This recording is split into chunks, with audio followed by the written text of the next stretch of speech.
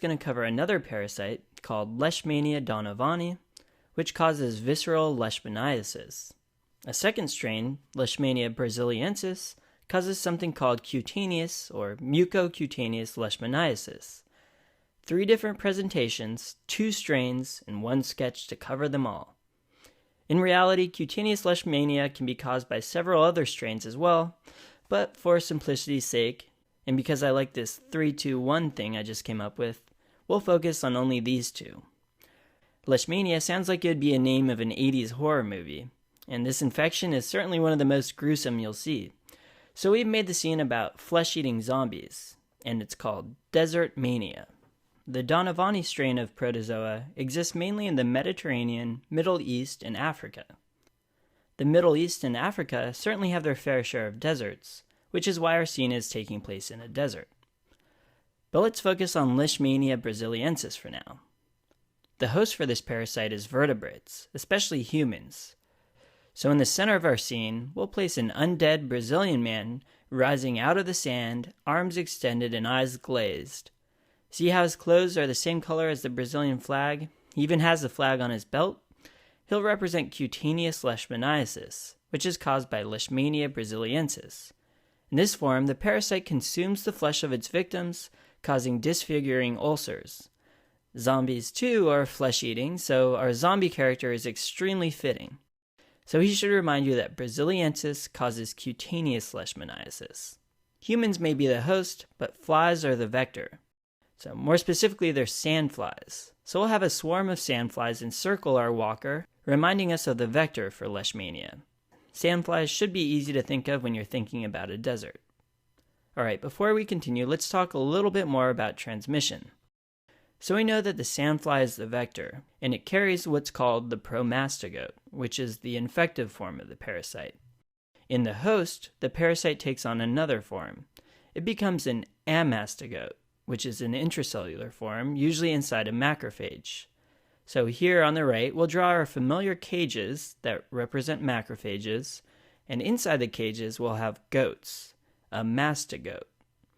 So altogether, it's a mastogotes inside macrophages. This finding is most important for diagnosis, which requires aspirates from marrow, spleen, lymph nodes, or skin lesions that are then spread on a slide and analyzed.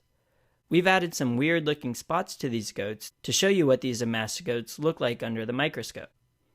You can see that the cytoplasm around the big purple nuclei of the macrophages are filled with these tiny stained nuclei of the mastogotes. Okay, now we'll add this cowering, frightened man who has the fear of death in his eyes. His name will be Donovan, and look carefully at his skin. He has some scattered, hyperpigmented spots that pretty much look black. This represents one of the signs of visceral leishmaniasis, also known as black fever or Kala-Azar.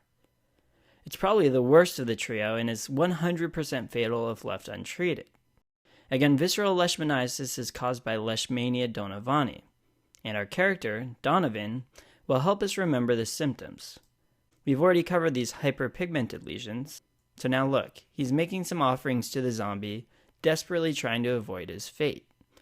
Check out this pan filled with partially eaten meat.